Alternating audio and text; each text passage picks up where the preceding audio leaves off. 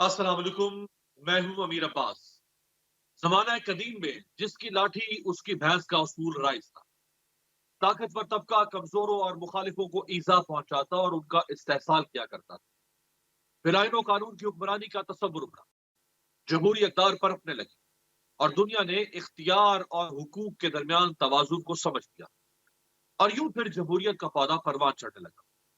बरतानिया में भी जिसकी लाठी उसकी भैंस का उसूल राइज था, लेकिन फिर वहां मैग्ना कार्टा जैसा मुआहदा हुआ जिसने तारीख का धारा बदल दिया और बरतानिया को एक वाशी रियासत से मुतमद्दिन फलाही रियासत बना दिया, जहां कानून की हुक्मरानी रियासत की अव्वलीन तरजीह बनी। मैग्ना कार्टा लातीनी जुबान का लफ्ज है जिसका मतलब अजीम अहद है। यह सियासी हुकूक और आजादी का एक बेमिसल मुआहदा है जिस पर बरतानवी शाह किंग जॉन ने 1215 ईस्वी में दस्तखत किए थे। इस मुआहदे में यह उसूल तय कर दिया गया था कि रियासत और उसकी ताकत कानून से बाला तर नहीं। बरतानिया में आज भी उसी ज़ाब्ते की पाबंदी की जाती है। रवां साल नवंबर में लंदन में फलस्तीन की हिमायत में एक बड़े बिलियन मार्च का एहतमाम किया गया। बरतानवी वजीर दाखिला ने पुलिस को हुक्म दिया कि वो रैली के शुराकों को बजोरे ताकत रोके, लेकिन बरतानवी पुलिस ने ऐसा करने से इनकार कर दिया। बाद रियासत हरकत में आई और पुलिस को तशद्दुद का हुक्म देने की पादाश में वजीर दाखिला को ही बरतरफ कर दिया। गुज़श्ता रोज पाकिस्तान के मारूफ सीनियर सियासतदान और 2 मरतबा मुल्क के वजीर खारजा रहने वाले शाह महमूद कुरैशी से पुलिस की बदसलूकी के मनासिर दुनिया ने देखे। और फिर यह सवाल गूंजने लगा कि क्या पाकिस्तान में आईन और कानून का वजूद बाकी है या फिर सदियों पुराना जिसकी लाठी उसकी भैंस का उसूल ही राइज है। आज शाह महमूद कुरैशी को जुडिशल कॉम्प्लेक्स में ड्यूटी एडिशनल एंड सेशन जज सैयद जहांगीर की अदालत में हथकड़ी लगाकर पेश किया गया। जज ने कमरे अदालत में शाह महमूद कुरैशी की हथकड़ी खुलवा दी। शाह महमूद कुरैशी ने रोस्टर पर आकर कहा कि मुझे एक झूठे मुकदमे में फंसाया गया। एसएचओ जमाल ने मुझे धक्के और लाते मारी, मुझे पंच मारे गए, मेरी हालत खराब थी। मैंने तिब्बी इमदाद की सदा की लेकिन पुलिस अफसरान ने इनकार कर दिया। उन्होंने रुदात बताते हुए कमरा अदालत में वो आपदीदा हुए और बताया कि रात भर मुझे इंतहाई ठंडे कमरे में रखा गया, लाइट्स बंद करके मोमबत्ती जला दी गई, फिर अचानक तेज तरीन रोशनी के साथ फुल लाइट्स जला दी गई और 20-25 अफराद जोर जोर से कहके लगाते रहे। मुझे रात भर सोने नहीं दिया गया। क्या ये इंसाफ है? उन्होंने कहा कि मैं कुरान पाक पर हल्फ देता हूं, मैं 9 मई को रावलपिंडी क्या पंजाब में भी नहीं था बल्कि कराची में था। दूसरी जानब 7 थानों के एसएचओ भी अदालत पहुंच गए और तमाम एसएचओ ने शाह महमूद कुरैशी की मजीद 12 मुकदमात में गिरफ्तारी डालते हुए तमाम मुकदमात में उन्हें मुल्जिम नामजद करते हुए जिस्मानी रिमांड मांग किया। इस सारी सूरत हाल पर बात करने के लिए हमारे साथ मौजूद हैं पाकिस्तान के साबिक अटॉर्नी जनरल और मारूफ माहिर आईन और कानून अशतर औसाफ साहब। बहुत शुक्रिया अशतर साहब आपके वक्त का। दुनिया में आज से सदियों पहले जिसकी लाठी उसकी भैंस का कानून खत्म हो गया। दुनिया जमहूरियत, आइन, हुकूक की तरफ चली गई। आज भी रियासत में ये जो कुछ शाह महमूद कुरैशी साहब के साथ कल से हो रहा है, आज जो उन्होंने अपना वाकया बयान किया कि उनके साथ रात भर क्या पुरतशद्दुद और अजियतनाक सलूक किया गया हिरासत में रख के, हम वापस हमारा पहिया वापस घूम रहा है कुरून वस्ता के और कुरून वाला के जमाने की तरफ। बहुत अफसोस की बात है। हमारा पहिया जो है वो मेरा ख्याल है कि हम कुछ ऐसे बन गए हैं जिस तरह एक बैल होता है जो रहट चला रहा होता है, जिसकी आंखों के ऊपर पट्टी बंधी हुई है और उसका काम ये है कि वो घूमता रहे और लोगों के लिए पानी निकालता रहे। और उसको एहसास कि आंखों पे पट्टी बांधी हुई होती है ताकि उसको ये एहसास ना हो सके कि वो गोल घूम रहा है। उसको लगता है कि बहुत लंबी मसाफत उसने तय की है और ये एक अलमिया है जिसकी वजह से हम अभी तक सफ़े अव्वल की बल्कि सफ़े दोम की जो अक़वाम है उनमें भी शामिल नहीं हो सके। हमारे साथ जिन्होंने आज़ादी हासिल की वो कहाँ से कहाँ पहुँच गए हैं। ये एक ऐसी चीज़ है जिस पे हम सबको मिल बैठ के सोचना चाहिए। सियासी जमातें हों, जो इस्टेब्लिशमेंट है, जुडिशरी है, ब्यूरोक्रेट्स हैं, हम सब इसके अंदर बिल्कुल मुर्तकब हुए हैं, गफलत के भी और गलती के भी और तसाहल के। और ये मुजरमाना बात है। میں بارہا یہ کہہ چکا ہوں اور پھر دہراؤں گا کہ وقت آ گیا ہے کہ ہم اپنی تمام کے تمام ڈفرینسز کو ختم کریں اور صرف اور صرف ایک ہی آواز لگائیں کہ ہم نے پاکستان کی تعمیر نو کرنی ہے. اس کے لیے ایک ہی صورت ہے کہ آپ ٹالرنس کی بات کریں, آپ اکانومی کی بات کریں, آپ گڈ گورننس کی بات کریں, اور یہ اسی وقت ممکن ہے جب یہ ایک ایوان تشکیل ہوگا اور اس ایوان میں یہ سب بحث ہو سکے. یہ بہت امپیریٹو ہے. سینٹ اور پارلیمنٹ, سینٹ اور جو نیشنل اسمبلی ہے اور جو پروونشل اسمبلی ہے, ان پہ بحث ہونی چاہیے, نہ کہ پچھلی حکومت کی کارکردگی پہ. آپ کو نہیں لگتا اشرف صاحب کہ جو کچھ چند مہینوں سے, خیر ہر دور میں بہت کچھ ہوتا رہا ہے, ایسا نہیں ہے کہ ماضی میں کچھ غلط نہیں ہوا, لیکن جس رفتار سے اور جس ڈھٹائی سے یا جس کھلے پن سے چند مہینوں سے بہت کچھ ہو رہا ہے ملک میں, کیا حکومت کے اوپر سوال اب, یا ریاست کے اختیارات پر سوال اٹھانا نہیں بنتا کہ کیا ریاست اب لامتناعی اختیارات کی مالک ہے؟ کیا عوام ریاست کے وجود کے لیے پیدا کی جاتی ہے, یا ریاست اس لیے بنائی گئی تھی کہ وہ اپنے حدود میں بسنے والے لوگوں کی فلاح کے لیے قائم کی جائے گی؟ کیا ریاست مادر پدر آزاد ہے؟ کیا وہ شترے بے مہار ہے, وہ جس کو چاہے مارے, اٹھائے, پرچے کر دے, جو کرے, کوئی اس کی حد, کوئی تعین اس کا نہیں ہو سکتا؟ دیکھیے, ہماری جو پولیس کی تشکیل ہے, آپ کی جو باقی لا انفورسمنٹ ایجنسیز ہیں, میں نے ابھی بات کی آپ کو انفورسمنٹ کی. انفورسمنٹ کا تعلق فورس کے ساتھ ہے. جب آپ فورس کی بات کریں گے تو پھر وہ جو لامحدود اختیارات اور بروٹل فورس کی بات ہوتی ہے. وہ اگر آپ اس کو دیکھیں تو اس کو ہونا تو سروس چاہیے. اسی لیے جب ہم بات کرتے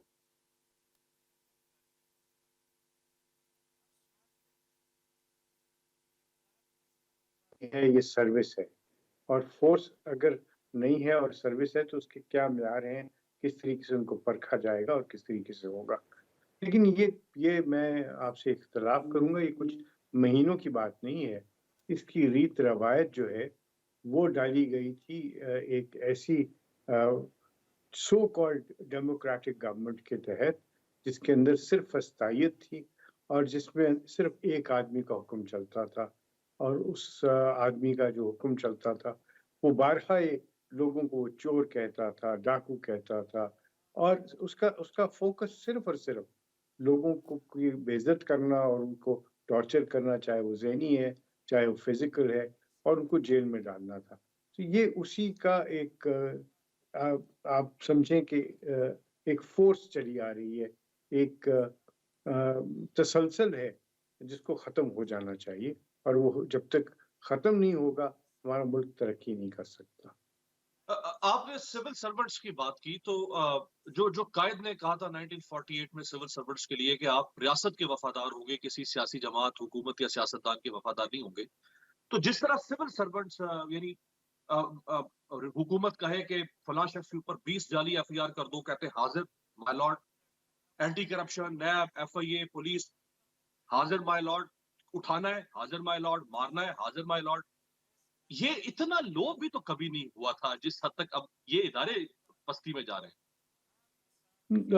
نہیں, یہ بہت لو تھا. اور آپ یاد کریں کہ ظہور الہی صاحب کے خلاف جو کیسز بنائے گئے وہ بیل کی بھینس کی چوری کے تھے, اور جس طریقے سے پھر باقی میں اس کو ایک لمبی گفتگو ہو جائے گی اگر آپ گننا شروع کریں کب سے یہ ہو رہا ہے اور کیسے ہو رہا ہے. اس کا ایک علاج ہے.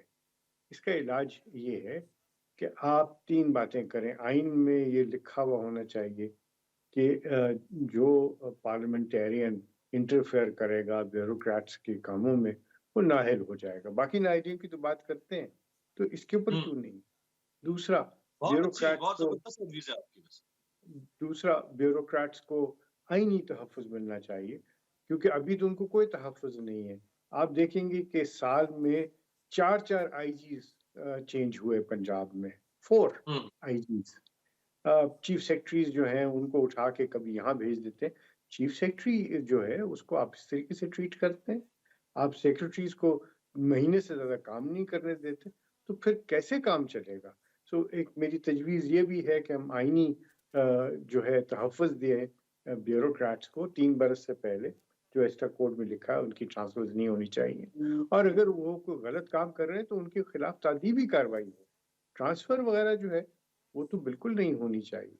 اور تیسرا یہ کہ ہم ڈائریکٹ انویسٹمنٹ جو ہے ہم پروٹیکشن دیتے ہیں فارن ڈائریکٹ انویسٹمنٹ کو. جو ملک کے اندر انویسٹمنٹ کر رہے ہیں لوگ ان کو ہم پروٹیکشن کیوں نہیں دیتے ہیں؟ وہ بھی بہت ضروری ہے. اور اسی طرح صحیح. آپ ایک جوڈیشل سروس آف پاکستان کو تشکیل کریں. خدا را یہ جو پک اینڈ چوز والی باتیں ہیں ان کو ختم کریں. ہمیں اب آگے چلنا ہے. اب ہم پسند اور ناپسند کے جو یہ معیار جوڈیشل ہیں ان کو سروس کا ختم بھی کریں. آپ نے بڑا زبردست، ویسے میرے پاس وقت اگر زیادہ ہوتا تو میں بہت مزید بہت ایشوز پہ آپ ہم سے اس پہ بات کرنا بات کر چاہتا تھا. سکتے ہیں. یہ فرمائے گا کہ جسٹس قاضی فائز عیسیٰ صاحب جب سے چیف جسٹس بنے تو ان کے بارے میں ایک پرسیپشن بلڈ کی گئی کہ وہ کانسٹیٹیوشنلسٹ ہیں، ڈیموکریٹ ہیں، rights, human rights, fundamental rights کے بہت بڑے ایڈوکیٹ ہیں. انفارچونیٹلی جب سے وہ چیف جسٹس بنے ہیں جو کچھ چل رہا ہے وہ زیادہ اگریسو ہو گیا ہے. کیا آپ سپریم کورٹ آف پاکستان جو کہ کسٹوڈین ہے کانسٹیٹیوشن کی اور اس میں دی گئی گارنٹیز کی، کیا سپریم کورٹ آف پاکستان بری ذمہ ہوگی اگر الیکشن اس سے پہلے کا ماحول الیکشن کے اندر اگر کچھ ہوتا ہے؟ دیکھیے ایک عجیب سی بات مجھے لگتی ہے کہ ہم صرف سپریم کورٹ آف پاکستان کو کسٹوڈین کہتے ہیں کانسٹیٹیوشن کی. اگر آپ آئین میں لکھی ہوئی جو اوتھ ہے، جو حلف اٹھانا ہے کسی پارلیمنٹیرین نے، کسی منسٹر نے، کسی ہائی آفس ہولڈر نے، تو اس میں بھی آئین کی پاسداری ہی کی بات ہے. اور اس کے اندر سارے معاملات جو ہیں وہ آئین اور قانون کے مطابق کرنے کا حلف ہے. اس میں زیادہ فرق نہیں ہے سپریم کورٹ کے ججز کے یا چیف جسٹس کے. یہ ہم سب کے فرائض میں شامل ہے. اور جب ہم اپنے فرائض سے ایک پہلو تہی کرتے ہیں تو پھر وہ کیا کہہ سکتے ہیں؟ وہ ڈائریکشن نہیں دے سکتے. ان کو صرف یہ کہنا ہے کہ لیکن آپ بھی سمجھتے ہیں صاحب کہ سپریم کورٹ کے اوپر ایک اضافی فریضہ بھی ہے. اگر میں ایک سول سرونٹ ہوں یا میں اگر ایک سیاستدان ہوں اور میں نے کسی بات کا حلف اٹھایا ہے آئین کی پاسداری کا، تو اگر میں اس کی خلاف ورزی کرتا ہوں تو سپریم کورٹ کے پاس پھر یہ معاملہ ہے، یعنی apex court of the country, کہ پھر وہ اس حلف کی خلاف ورزی کا محاسبہ یا اس کا سوال اٹھا سکتی ہے. تو یہ تو اضافی فریضہ انہی کے پاس ہے نا، وہ کسی اور کے پاس نہیں ہے. they can judge, they can be judges، اور یہ ڈکلیئر کر سکتے ہیں کہ کسی نے اپنی فرائض سے پہلو تہی کی ہے یا تجاوز کیا ہے. اس کے بیونڈ ان کا مینڈیٹ نہیں ہے. اور یہ جو سو موٹو وغیرہ کی باتیں ہیں یہ بھی خود سے اپنے اوپر لی گئی ہیں. آئین میں اس کا کوئی ذکر نہیں ہے. یہ ایک پریکٹس چلی آ رہی ہے اور اس پہ بھی ہمیں بیٹھ کے بڑی ضروری بات ہے کہ ہم اس کو بھی ریوزٹ کریں. کیونکہ اگر کوئی سپریم کورٹ ڈائریکشن دیتی ہے اور اس ڈائریکشن کو حکومت جو ہے، اسٹیبلشمنٹ جو ہے، اس کو نافذ نہیں کرتی تو پھر سپریم کورٹ کے پاس سوائے کنٹیمپٹ کے اور تو کوئی ذریعہ نہیں ہے. تو ہمیں ضروری ہے کہ ان معاملات کو بھی اس طریقے سے دیکھیں کہ بجائے اس کے کہ معاملہ کورٹ میں جائے، ہم اس کو پہلے ہی سے کیوں نہیں اس کو سارے معاملات کو دیکھ لیتے.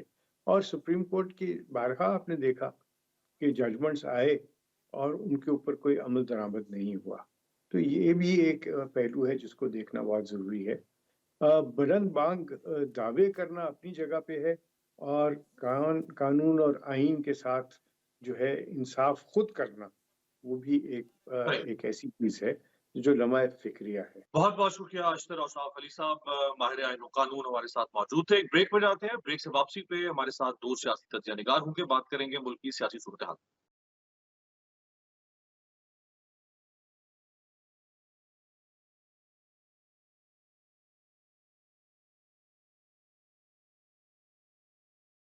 بریک کے بعد خوش آمدید. مسلم لیگ نون کے سینئر رہنما اور سابق وفاقی وزیر خواجہ آصف کا پاکستان کے سیاسی کلچر کے حوالے سے ایک اہم بیان سامنے آیا ہے، جس کے بعد سنجیدہ حلقے اس بیان پر سوالات اٹھا رہے ہیں. خواجہ آصف کا کہنا ہے کہ الیکشن میں ایک دوسرے کے خلاف بیانات دینا الیکشن کا کلچر ہوتا ہے. ایک دوسرے کے خلاف بیانات دیں، لوگ بعد میں بھول جاتے ہیں اور الیکشن کے بعد سیاسی حریف اتحادی بن جاتے ہیں. آگے بڑھنے سے قبل ہم آپ کو بتاتے چلیں کہ دنیا کے مہذب ملکوں میں عوام سے سچ بولنے کا سیاسی کلچر ہے، نہ کہ ووٹ لینے کے لیے جھوٹ بولنے کا۔ بیشتر ممالک میں سیاستدانوں کی ایک دوسرے کی مخالفت محض الزامات پر مبنی نہیں ہوتی، بلکہ اس کی بنیاد عوامی اور قومی ایشوز ہوتے ہیں، کیونکہ سیاسی رہنماؤں کی باتوں اور وعدوں کو ان ملکوں کے عوام بھولتے نہیں بلکہ ان سے جواب طلبی کرتے ہیں۔ ترکیہ میں رواں سال مئی میں ہونے والے انتخابات سے قبل دو مخالف امیدواروں طیب اردوان اور کمال کلیچدار اوغلو کی ایک دوسرے پر تنقید ہوئی، لیکن وہ ذاتی نہیں بلکہ معیشت، داخلی اور خارجہ پالیسیوں کی بنیاد پر تھی۔ موجودہ برطانوی وزیر اعظم رشی سوناک نے الیکشن سے قبل عوام سے مہنگائی میں کمی اور معیشت کی بہتری سمیت 5 وعدے قوم کے سامنے رکھے، لیکن اگر پاکستان کی بات کریں تو 16 ماہ اقتدار میں شراکت کے بعد پیپلز پارٹی نون لیگ کو مہنگائی لیگ قرار دے رہی، اور خود نون لیگ پی ڈی ایم کی 16 ماہ کی بدترین کارکردگی کا بوجھ اٹھانے کے لیے تیار نہیں، بلکہ وہ اس کا ذمہ دار تحریک انصاف کو قرار دے رہی ہے۔ اسی طرح 2008 سے 13 تک اقتدار میں رہنے والی پیپلز پارٹی بدحال معیشت کا ذمہ دار مشرف حکومت کو ٹھہراتی تھی۔ پھر 2013 میں نون لیگ جب اقتدار میں آئی تو اس نے تمام مسائل کا ذمہ دار پیپلز پارٹی کو ٹھہرایا، اور عمران خان نے مسلم لیگ نون کو، کوئی شک نہیں کہ خواجہ آصف پاکستان کے سیاسی کلچر کی ایک بدصورت حقیقت بیان کر رہے ہیں، لیکن یہاں سوال یہ ہے کہ جب ایک سیاسی جماعت کے رہنما دوسری سیاسی جماعت کو مہنگائی، بدحال معیشت اور دیگر مسائل کا ذمہ دار قرار دیتے ہیں تو کیا یہ صرف سیاسی پوائنٹ سکورنگ کے لیے ہوتا ہے؟ کیا لوگ ان باتوں کو بھول جایا کریں؟ ایک دوسرے پر الزامات کی بوچھاڑ کے بعد سیاسی رہنما جب اراکین پارلیمنٹ بن جاتے ہیں تو ان کا پروٹوکول اور ہوٹر بن جاتی گاڑیاں اس کا موقع ہی نہیں دیتی کہ ووٹر کسی سیاسی رہنما کو اس کی باتیں اور وعدے یاد دلا سکے۔ خواجہ آصف کا یہ کہنا ہے کہ ایک دوسرے کے خلاف بیانات دیں، لوگ بعد میں بھول جاتے ہیں۔ کیا یہ ووٹرز اور اس ملک کے عوام کی توہین نہیں؟ کیا اس ملک کے عوام بے وقوف ہے؟ اگر پاکستان کے سیاسی کلچر میں جھوٹ اور منافقت کی گندگی ہے تو اس غلاظت کو پھیلانے والے پھر کون؟ ہمارے ساتھ بات کرنے کے لیے دو معتبر شخصیات موجود ہیں۔ نذیر لغاری صاحب سینئر صحافی اور پولیٹیکل اینالسٹ بھی ہیں، امتیاز عالم صاحب نہ صرف صحافی، تجزیہ نگار بلکہ اب خود بطور امیدوار بھی اس الیکشن میں این اے 161 سے شاید کنٹیسٹ کرنے جا رہے ہیں۔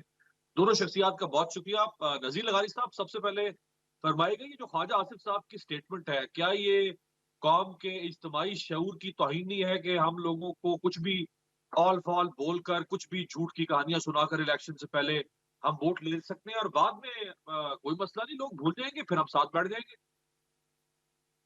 جی میرا خیال ہے کہ آپ ٹھیک کہہ رہے ہیں، لیکن اصل مسئلہ یہ ہے کہ انہیں پتہ ہے، انہیں معلوم ہے، انہیں اپنی حدود کا اندازہ ہے۔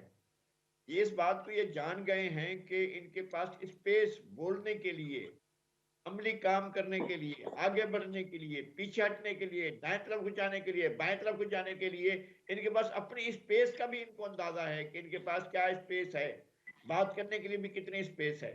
دیکھیں سیاسی عمل جو ہے، ہمیں ضرور یہ دیکھنا چاہیے کہ جنرل ضیاء الحق نے جب الیکشن کروائے تھے تو انہوں نے کہا تھا، یہ غیر جماعتی الیکشن کروانے سے پہلے کہا تھا کہ ہم جو ہے وہ ایک مثبت نتائج کے بغیر الیکشن نہیں کروائیں گے۔ تو مثبت نتائج وہ یہ تھے کہ سیاسی اشرافیہ جو ہے وہ بے اثر ہو کر، وہ ایک مجبور محض ہو کر، B C D E team بن کر پیچھے لگ کر کھڑی ہو جائے اور وہ مختلف جو سمتیں ہیں اس طرف رخ نہ کرے۔ یعنی وہ یہ نہ کہے کہ جناب ہمیں اقتدار منتقل کرو، وہ یہ نہ کرے کہ ہم فیصلہ کریں گے کہ پاکستان کا فارن آفس کیسے چلے گا، وہ یہ فیصلہ کریں کہ جناب پاکستان کی مالیات کیسے چلے گی، پاکستان کی معیشت کیسے چلے گی، پاکستان کی پروڈکشن کیسے ہوگی، پاکستان میں انڈسٹریلائزیشن کیسے ہوگا، پاکستان میں زراعت کا کیا کام ہوگا۔ ان تمام چیزوں کے بارے میں وہ فیصلہ کن اختیار جو ہے وہ اس سے دستبرداری کی صورت میں انہیں اقتدار میں شریک کیا جاتا رہا ہے۔ محترمہ بینظیر بھٹو نے کراچی پریس کلب آئی تھی جب آخری بار اقتدار سے الگ ہوئی تھی 1996 میں، اور وہ کراچی پریس کلب آئی تھی تو انہوں نے وہاں آ کر کہا تھا کہ I was not Prime Minister of Pakistan, I was the Mayor of Pakistan۔ تو میں نے ان سے عرض کیا تھا کہ آپ تو میئر نہیں تھی اور آپ کے پاس میئر کے بھی اختیارات نہیں تھے، آپ نے کون سا ایسا بڑا کام کیا ہے جو میئر کر سکتا ہے۔ تو صورتحال وہی ہے ان تمام سیاسی اشرافیہ میں شامل لوگوں کو یہ معلوم ہے کہ ان کے پاس اسپیس کس قدر ہے، وہ کس قدر بڑھ سکتے ہیں، پاکستان کے بارے میں بنیادی نوعیت کے فیصلے کیا کر سکتے ہیں۔ ان کو جب بلایا جاتا ہے، آپ نے یہ دیکھا 2 مرتبہ ایسا آپ ریہرسل کر چکے ہیں، جب آرمی ایکٹ میں ترمیم کا سوال پیش آیا تھا، تو اس وقت جو ہے وہ ہم سمجھ رہے تھے کہ عمران خان کے پاس جائے گا، منتیں کرے گا، نواز شریف کے پاؤں پڑے گا، آصف زرداری کے پاؤں پڑے گا، گزارش کرے گا، اپیل کرے گا کہ جناب یہ کریں، اب آرمی ایکٹ میں ترمیم کریں، ہم نے باجوہ صاحب کو دوسری بار لانا ہے۔ لیکن یہ دونوں کے دونوں صاحبان نے اس طرح ایکٹ کیا کہ دوڑے چلے آئے اور بھاگے بھاگے آ کر انہوں نے آرمی ایکٹ میں جو تجاویز تھی ان کو فوراً مان لیا۔ ایک طرف وہ جو ہے وہ ہمارے نوید قمر صاحب کو اطلاع کر دی گئی تھی، اور دوسری طرف خواجہ آصف صاحب کو اطلاع کر دی گئی تھی، خواجہ آصف صاحب یہ کنوے کرتے ہیں پارٹی کو، پارٹی ان بلاک وہی کچھ کرے گی جو کچھ عمران خان مسودہ پیش کریں گے۔ اور پھر دوسرا یہ ہوا تھا، جب آپ نے دیکھا تھا کہ جب گورنر اسٹیٹ بینک کو سوورن بنایا جا رہا تھا، تو اس وقت بھی یہ سارے کے سارے مل کر بیٹھ گئے تھے اور انہوں نے وہ سارے اختیارات۔ مسئلہ یہ ہے کہ پارلیمنٹ کو بھی اس سیاسی اشرافیہ نے مجبور محض بنایا اور یہ ایک سب آرڈینیٹ قسم کی پارلیمنٹ بنایا۔ وہ ٹھیک ہے، انہیں معلوم ہے جو کچھ ہوگا الیکشن میں، اور اب تو بہت سی چیزیں اور کھلتی چلی جائیں گی۔ یہ جو سب آرڈینیٹ پارلیمنٹ والی آپ نے بات کی، میں امتیاز عالم صاحب کے پاس یہی سوال لے کر جاؤں گا۔ امتیاز صاحب، ایک تو یہ کہ اب جو پارلیمنٹ آگے منتخب ہونے جا رہی ہے، جس کے لیے آپ بھی الیکشن کنٹیسٹ کرنے جا رہے ہیں، یہ آزاد پارلیمنٹ بننے جا رہی ہے یا یہ بھی ایک سب آرڈینیٹ پارلیمنٹ ہوگی؟ اور جو خواجہ آصف صاحب نے کہا ہے کہ الزامات لگانا الیکشن سے پہلے یہ ہمارا سیاسی کلچر ہے، کوئی مسئلہ نہیں ہے، بعد میں لوگ بھول جاتے ہیں، یعنی لیڈرز کا کام لوگوں میں اچھائی کو پروان چڑھانا ہے یا اس روش کو پروان چڑھانا ہے کہ الیکشن سے پہلے ایک دوسرے کو چور ڈاکو برا بھلا کہو، گند اچھالو، بعد میں کوئی بات نہیں، لوگ بھول جائیں گے۔ مجھے افسوس ہے کہ آپ پروگرام شروع کر رہے ہیں خواجہ آصف کے بیان سے۔ خواجہ آصف جو ہے وہ سیاسی کلچر کے حساب سے اور سیاسی تہذیب کے حساب سے اور خاص طور پر ڈیموکریٹک پالیٹکس میں پارلیمانی کلچر کے حوالے سے کوئی ایسی اچھی مثال نہیں ہے کہ جس طرح کی سیاست میں بدزبانی کرتے رہے ہیں، غلیظ بیانیے یہ چلاتے رہے ہیں، غلیظ تصاویر چلاتے رہے ہیں۔ مجھے یاد ہے جب بہت عروج پہ تھی پیپلز پارٹی اور نون لیگ کی کنفرنٹیشن، یہ کام جو بعد میں کہا گیا کہ جی جو سوشل میڈیا پہ جو نوجوان ہیں وہ جو زبان استعمال کر رہے ہیں، یہ پہلی بار ہو رہا ہے، لیکن اس سے پہلے اس کا سہرا نون لیگ کے سر جاتا ہے، اور اس سے پہلے نون لیگ سے پہلے ایسا نہیں تھا۔ ہم نے 70 کی انتخابی مہم دیکھی تھی، اس میں ٹانٹ ہوتی تھی، فکر بازی بھی ہوتی تھی، ایک دوسرے پہ طنز مزاح بھی ہوتا تھا، نام بھی اور فکرے بھی کسے جاتے تھے، نام بھی لیے جاتے تھے، لیکن بنیادی بحث کیا تھی؟ بنیادی بحث تھی کہ پاکستان کا معاشی نظام کیا ہو، پاکستان کا سیاسی نظام کیا ہو، پاکستان کا آئینی ڈھانچہ کیسا ہو، یا کہ عوام کے حقوق کیسے ہو، خارجہ پالیسی کیا ہو۔ آپ نے دیکھا ہوگا کس طرح بھٹو صاحب نے اور مشرقی پاکستان میں مجیب الرحمان نے اپنے 6 نکات پہ کتنی میسو سیاسی مہم چلائی تھی، عوام کو ایجوکیٹ کیا تھا، اور عوام کو انہوں نے سمجھا تھا کہ عوام سمجھتے ہیں پالیسی ایشوز پہ، عوام پہ اگر بات لے جائی جائے گی تو عوام رسپونڈ کریں گے، اور ایسا ہوا۔ لیکن ہم نے دیکھا اس کے بعد پھر ضیاء الحق کے زمانے کے بعد جو غیر سیاسی پود لائی گئی نرسریوں میں اور گملوں میں، ان کی نرسریز بنا کر، جسے ہم غیر سیاسی انتخابات کہتے ہیں، نان پارٹی الیکشن، انتہائی نان پولیٹیکل اینٹی پالیٹکس لوگ، کاروباری لوگ، اور یہ جو مافیاز کے لوگ اور رستہ گیر اور یہ جو اٹھائی گیر تھے، اور جو شہروں میں یہ جو قبضہ مافیاز کے لوگ، انہیں لایا گیا بطور ڈسٹرکٹ کونسل کے چیئرمین کے، انہیں لایا گیا، M L A M P S بنایا گیا، ایک نئی کھیپ لائی گئی غیر سیاسی لوگوں کی۔ پھر ہمارے ملک میں جمہوریت بار بار اس کا گلا گھونٹا جاتا رہا ہے، اور آمروں نے بہت خوفناک مہم چلائی، اسکینڈلز تک بنائے گئے، اکاؤنٹیبلٹی کو استعمال کیا گیا، کرپشن کے ایشوز کو استعمال کیا گیا، کرپشن کے ناجائز جھوٹے کیس بنائے جاتے رہے، تاکہ سیاستدانوں کو بدنام کیا جا سکے. آپ نے ایک مختلف سیاسی روش کا مظاہرہ کیا ہے بطور امیدوار بھی، تو میں چاہوں گا وہ سوال میں آپ کے سامنے رکھوں. ایک مختصر بریک شامل کرتے ہیں، بریک سے واپسی پہ اس وقت جو پولیٹیکل پولرائزیشن ہے اور جو اس وقت سیاسی رسا کشی ہے اس پہ بات کرتے ہیں بریک کے بعد.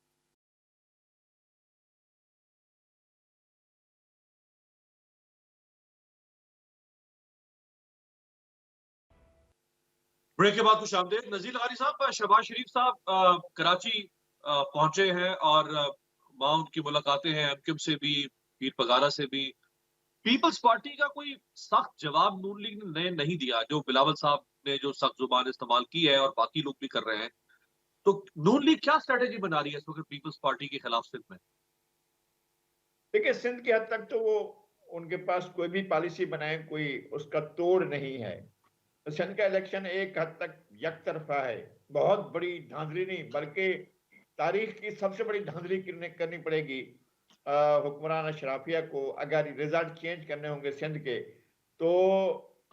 ورنہ سندھ کے ریزلٹ طے ہیں، اس میں کوئی تبدیلی نہیں ہے، کوئی فرق نہیں پڑے گا.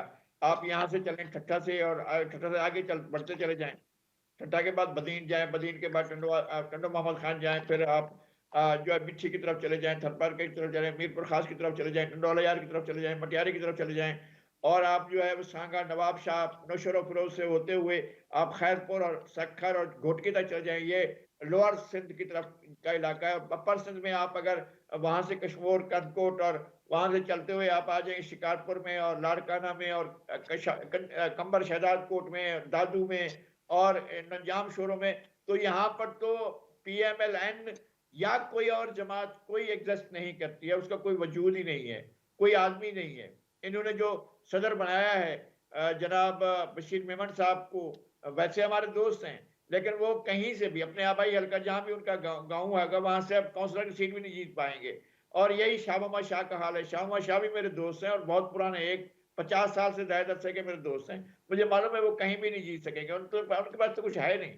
اور وہ اس سیٹ پر آئے ہیں جو بلدیہ والی سیٹ پر جو انہوں نے آ کر پچھلی مرتبہ الیکشن یہاں جیتا تھا، اور نہیں الیکشن ہارے تھے فیصل واڈا سے، وہ وہاں پر بھی یہی صورتحال ہوگی اور یہاں پر کوئی صورتحال نہیں بدلے گی. اور یہاں پر تو کوئی ایسی سیٹ مجھے نظر نہیں آتی ہے جہاں سے آ کر وہ لیں اور اس کے لیے کنفنٹریشن کریں اور جا کر محاذرائی کریں، لڑائی کریں، تو کچھ بھی کر لیں. ہاں البتہ ایم کیو ایم کو دیکھنا یہ ہے کہ ایم کیو ایم اپنی کتنی سیٹیں واپس ریگین کر پاتی ہے کہ نہیں کر پاتی ہے. اگر ایک لفظ آ گیا باہر سے، 7 سمندر پار سے ایک ہی جملہ آ گیا بائیکاٹ، تو پھر اس کے بعد جو ہے ووٹ بینک تو جا کر گھروں میں سو جائے گا.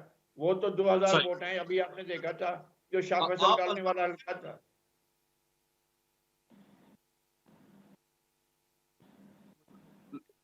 جی ابھی لغاری صاحب آپ الطاف حسین فیکٹر کی بات کر رہے ہیں نا؟ میں یہی عرض کر رہا ہوں کہ جب وہاں سے ایک آ جائے گی آواز کہ بائیکاٹ ہے تو وہ ووٹ بینک جو اس نے ایم کیو ایم کو ووٹ دینا ہے وہ ووٹ دینے کے لیے نہیں نکلے گا. یہ تجربات ثابت ہو چکا ہے، اب تک کے تجربات یہی بتاتے ہیں کہ وہ ووٹ بینک نہیں نکلے گا.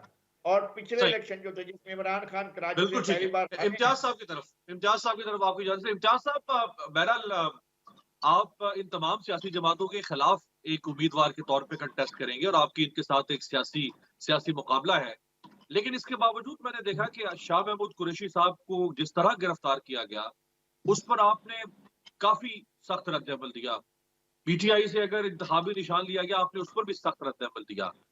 ایک یہ رویہ ہے کہ چاہے آپ کا مخالف ہی کیوں نہ ہو لیکن اگر اس کے ساتھ کوئی آئینی، جمہوری، قانونی خلاف ورزی یا زیادتی ہو رہی ہے تو اس کے لیے آواز اٹھانی چاہیے. اور ایک وہ رویہ کہ ہاں جو ہو رہا ہے ٹھیک ہو رہا ہے اور ہونا چاہیے اس کے ساتھ. دیکھیے پاکستان میں عوام کے حق حکمرانی کو مانا نہیں گیا ہے. ہم نے 1970 میں بشر کی پاکستان میں کچھ تو خون ہوتے دیکھا ہے، لاکھوں لوگوں کو مرتے ہوئے دیکھا ہے، قربان ہوتے ہوئے دیکھا ہے اور ملک ٹوٹتے ہوئے دیکھا ہے. اس کے بعد فیصلہ ہو گیا کہ کوئی آزاد انتخابات نہیں ہوں گے. اب آپ ایک انتخاب کروانے جا رہے ہیں اور ایک بڑی پارٹی کو آپ اس کا نشانی چھین لیتے ہیں. آپ جس طرح ایک سابق وزیر خارجہ، دو جو پیپلز پارٹی کی حکومت میں وزیر خارجہ تھے اور عمران خان صاحب کی حکومت میں بھی وزیر خارجہ تھے، آپ جس طرح اس سے سلوک کر رہے ہیں وہ تمام دنیا میں آپ پہ لوگوں نے تبرے بھیجے ہیں اور پوری میڈیا میں انٹرنیشنل میڈیا میں بڑا نیگیٹو امیج پاکستان کا کریٹ ہوا ہے. اس طرح ہینڈل کیا جاتا ہے, وہ کرمنل ہے, وہ کوئی ٹیررسٹ ہے. اسی طریقے سے میں سمجھتا ہوں جو پنجاب میں ہو رہا ہے, پنجاب میں بڑی خوفناک حالات ہیں, میں دیکھ کر آیا ہوں. اور میں جس حلقے سے بہاول نگر 161 سے میں جو قومی اسمبلی کے امیدوار کے طور پہ کھڑا ہوا ہوں, یہ وہ خطہ ہے جہاں ہم جاگیرداروں کے خلاف 1970 سے لڑتے آئے ہیں, اور وہاں پہ ہم نے مزدور کسان پارٹی اور دوسری کسان تنظیمیں اور کسان تحریکیں چلائی. یہیں سے میرے بھائی ممتاز عالم گیلانی بھی 3 بار منتخب ہوئے ہیں قومی اسمبلی میں, اور انہوں نے وہاں کے جاگیرداروں کو شکست دی ہے. تو مجھے وہاں پہ لوگوں نے کہا اور مجبور کیا کہ میں الیکشن میں آؤں. تو لیکن وہاں پہ بھی میں دیکھتا ہوں کہ اس کے باوجود کہ بہت مجھے وہاں حمایت مل رہی ہے, لیکن بہت خوفناک پولرائزیشن ہے پنجاب میں. اینٹی نواز شریف اور پرو عمران خان ایک فضا ہے. میں یہ کہہ رہا ہوں اینٹی نواز شریف, اینٹی شریف اور پرو عمران خان فضا ہے, اور اس میں اس کے باوجود کہ بہت مشکلات پیش آ رہی ہیں. پہلا مرحلہ تو تحریک انصاف والوں نے یہ کر لیا طے کہ کسی طریقے سے ان کے کئی امیدواروں نے ہر جگہ کاغذات نامزدگی داخل کیے ہیں, لیکن ضروری نہیں ہے کہ جو لوگ امیدوار بنے ہیں وہ پی ٹی آئی کے ساتھ بھی سنسیئر ہوں. آپ نے مجھ سے پچھلے سیگمنٹ میں سوال پوچھا تھا اگلی پارلیمنٹ کو میں کیسے دیکھ رہا ہوں. مجھے تو الیکشن سے پہلے ہی الیکشن تماشا ہوتے ہوئے نظر آ رہے ہیں, تماشا بن گیا ہے الیکشنز کا. تو آئندہ کیا ہوگا, اس سارے عرصے میں کیا ہوگا, میں پریڈکٹ کر سکتا ہوں. اس سے حالات خراب ہوں گے اور انتخابات کی شفافیت پہ شاید ہی کوئی ہوگا سوائے ان کے جو بینیفیشریز ہیں, اور وہ چاہتے ہیں. میں حیران یہ ہوں کہ پارٹیاں کہہ رہی ہیں کہ بھئی پہلے سے نکالو تحریک انصاف. یہ سر آپ بہت الارمنگ بات امتیاز صاحب آپ کر رہے ہیں, بہت الارمنگ بات ہے. ابھی تو 40 روز باقی ہیں الیکشن کا دن آنے میں, اور اس سے پہلے ہی اتنی شدید اس وقت تلخی بڑھتی جا رہی ہے. اور آپ خود ایک بطور امیدوار ہوتے ہوئے بھی آپ اس بات کا ایک ذاتی تجربہ بھی رکھتے ہیں, اور جو دوسروں کے ساتھ ہو رہا ہے وہ بھی آپ دیکھ رہے ہیں. تو اگر آج 40 دن پہلے یہ تلخی ہے تو یہ تلخی مزید اگر بڑھے گی 40 روز میں, اور پھر الیکشن کا دن کس طرح پاکستان میں صاف شفاف غیر جانبدارانہ انتخابات کو ریاست یقینی بنائے گی, یہ بہرحال ایک سوال ہے جس سوال کا جواب ابھی تک بظاہر کہیں نظر نہیں آتا. بہت بہت شکریہ امتیاز عالم صاحب, اور نذیر لغاری صاحب ہمارے ساتھ موجود تھے. آپ سے ملاقات ہوگی پیر کے روز. دیکھتے رہیے گا جمہوریت.